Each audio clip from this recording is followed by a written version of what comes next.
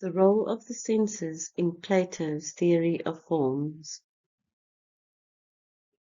Plato, also known as Aristocles, lived from the mid-5th century to mid-4th century BCE in ancient or classical Greece.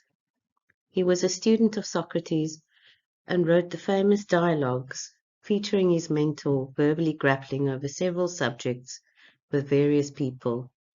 Plato's own student, Aristotle, became the mentor of Alexander the Great, eventually culminating in the profound influence that Plato's philosophy has had on not only Western thought, and in particular Christianity, but also on Islamic ways of thinking. Plato's worldview included the belief in the pre-existence and immortality of the soul, suggesting that life is nothing more than the imprisonment of the soul in a physical body.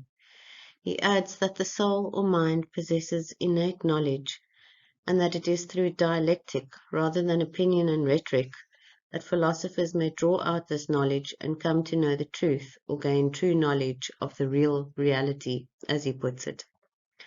Furthermore, in addition to the physical world of tangible things all around us, there exists a heavenly or perfect realm of greater reality, consisting of forms, ideals, or ideas, such as equality, justice, humanity, and beauty, belonging ultimately to the form of the good.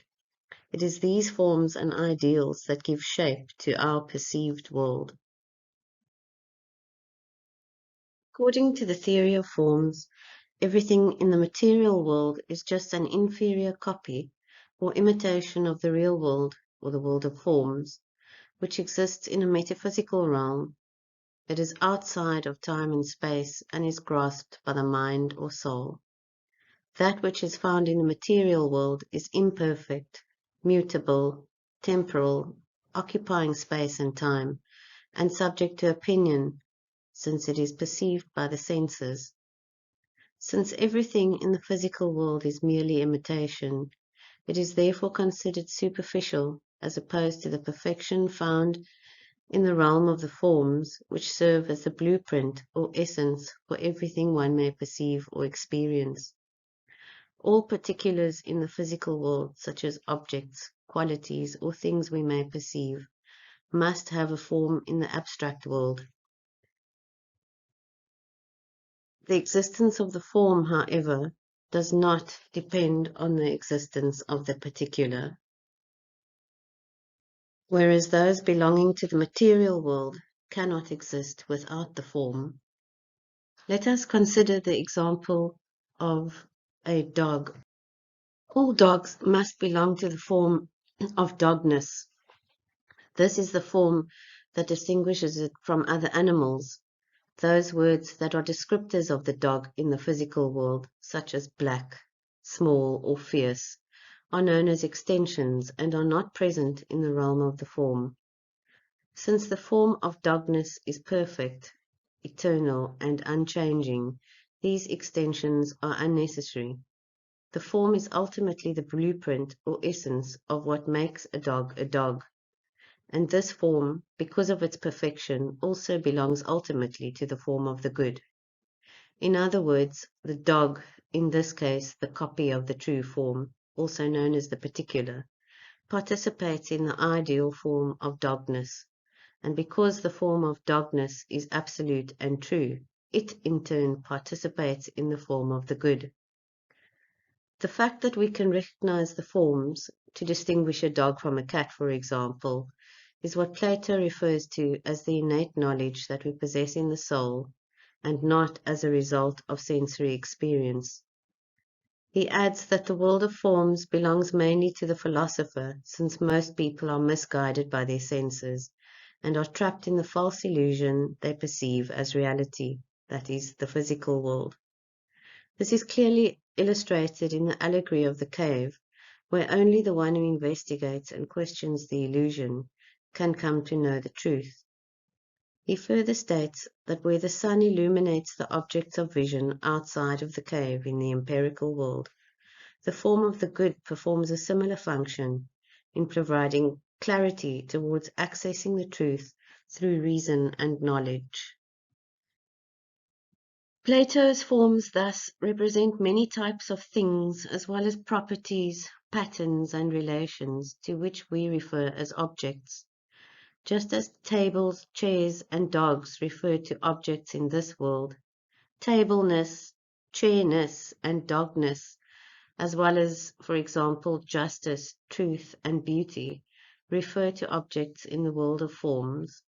In other words, the forms are universals.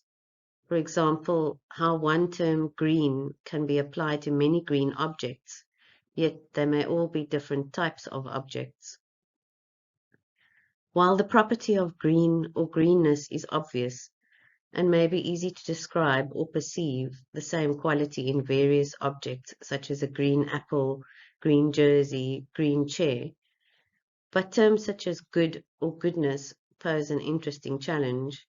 How would one describe what goodness is when considering a good meal, a good movie, a good book, or a good cup of coffee?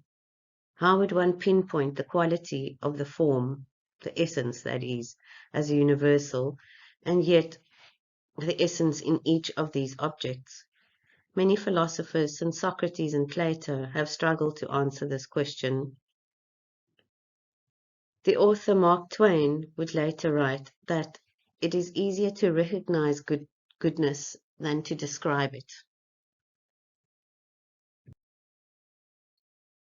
Plato argued that because what we perceive through the senses is relative and unreliable, the perceived reality of the physical or sensory world must be rejected. If we are to consider the role of the senses, particularly in relation to our understanding of art, then Plato's theory of the divided line found in Book 6 of the Republic must be taken into account. Plato distinguishes between knowledge and mere opinion. What we learn through experience is based on sensory perception of particular things in the empirical world in which we live. He distinguishes between 4 conditions of the soul or mind, which are depicted by the 4 subsections of the line: understanding for the highest, thought and reasoning for the second, belief or perception for the third, and imaging or illusion for the last section. Art would be relegated to this category. Sense perception is relative, and the objects we perceive in the physical world are constantly changing. Therefore, our knowledge of these things is also constantly changing. This is the reason Plato argues that opinions on the basis of experience are not reliable. It is thus impossible to assume this as knowledge or truth. True knowledge must then depend on something beyond sense perception and experience. Plato asserts that dialectic, debate, and discussion facilitates the recollection of the innate knowledge of the pre-existing soul. Thinking conceptually in this way enables us to explore the true essence of things rather than what is relative, changing, and imperfectly supposed by the senses. In other words, opinion would be concerned with particular beautiful objects, while true knowledge would seek to understand the essence of beauty itself. While Plato's approach to the arts is somewhat contradictory, he shares a commonly held view that all art is an imitation of reality. According to this theory in the Republic, since art imitates physical things and the events of daily life, which in turn imitate the forms, art is always a copy of a copy and leads us further from the truth toward illusion and deception. Art is therefore a twice removed copy, being a copy of the particular, which is a copy of the form. Plato suggests then that works of art are at best entertainment and at worst a dangerous source of delusion. It wasn't until late in the 19th century that the idea of art as imitation began to fade from Western aesthetics, to be replaced by theories about art as expression, art as communication, art as pure form, and art as whatever elicits an aesthetic response, and a number of other theories. One scholar states that Plato is largely hostile towards the arts, viewing them as an obstacle in the pursuit of truth and understanding. If everything we encounter in our world is an inferior facsimile of an ideal form, then any artistic creation that tries to capture the world is a facsimile of a facsimile, a copy twice inferior. It is not even an image of the truth, but a shadow of that image, distorted by the greater distance of its remove. To value art is therefore to value obfuscation, and to stray from the truth toward which Plato believes everyone should strive.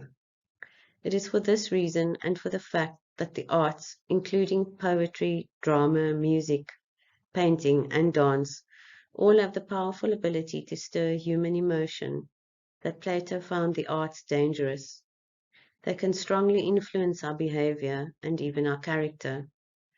Consequently, Plato insisted that art, especially music, along with poetry and drama and the other arts, should be part of the education of young citizens in his ideal republic, but that it should be strictly censored to present at first only the good. Since the arts were considered to be so threatening, Plato also proposed sending the poets and playwrights out of his ideal republic, or at least censoring what they wrote. The censorship would be extended to music and painting. He believed in the arts as powerful shapers of character, and therefore must carry social responsibility. He felt that all the arts should be strictly controlled to protect ideal citizens in an ideal republic. While the aesthetic dimension may be distinguishable from the moral, it can never be separated. Plato was convinced that poets were corrupting the youth by portraying the gods inappropriately as having such immoral qualities as pettiness and vengefulness. He was also convinced that young people would tend to follow their imaginations and, whether consciously or not, emulate these inaccurate depictions. This is perhaps evident in modern-day examples, such as portrayals of fictional characters created in movies, on television, the internet, and video games, who engage the imaginations of both children and adults, and they inevitably affect the attitudes and conduct of their viewers. In terms of music and its relation to mathematics, Plato was much impressed with the theories of Pythagoras. Early thinking about geometric ratios was partly inspired by noticing the series of overtones connected with the vibration of a string. A string, when plucked, vibrates along its whole length, but also in halves, giving the octave, and in other divisions which give the fifth, the third, and the rest of the overtone series.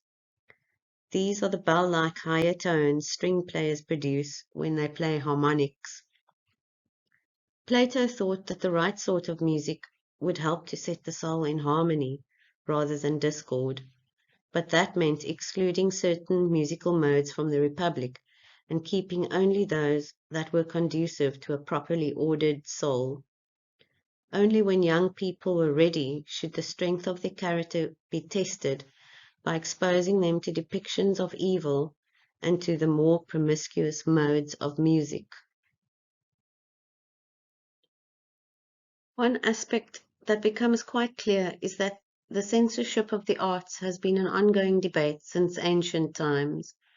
Across the span of centuries and cultures, many prominent figures have been concerned about the power of the arts to influence and potentially corrupt. Plato surmised that freedom without limitations and no proper training would result in no good. In addition, he thought it would leave the mass of people vulnerable to deception, manipulation, and eventual enslavement. In spite of this, he supported the free exchange of ideas. There was no other way to arrive at the truth, in his view. His problem with the arts was that they operated by images rather than by ideas, and thus that they might cloud the truth rather than clarifying it. Thank you.